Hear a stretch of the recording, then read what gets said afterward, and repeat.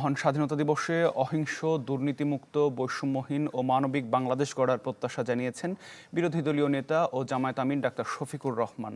সকালে মুক্তিযুদ্ধের বীর শহীদদের শ্রদ্ধা জানান তিনি। সবাইকে শুভেচ্ছা জানান স্বাধীনতা ও জাতীয় দিবসের।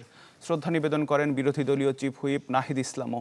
জানান ৭১ ও ২৪-এর আকাঙ্ক্ষায় নতুন বাংলাদেশ করতে চান তারা।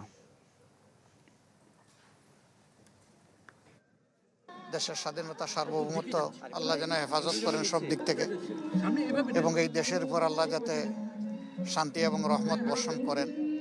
একটা অহিংস, দুর্নীতিমুক্ত, বৈষম্যহীন, মানবিক বাংলাদেশ আমরা সবাই মিলে যেন গঠন করতে পারি। আমাদের ৭১-এর যেই আকাঙ্ক্ষা এবং ২৪-এর গণ অভ্যুত্থানের যে আকাঙ্ক্ষা, সেই আকাঙ্ক্ষার ভিত্তিতেই সাম্য এবং মানবিক মর্যাদার ভিত্তিতে আমরা এই বাংলাদেশ করতে চাই। আমরা এটার জন্য এই মুহূর্তে কাজ করছি।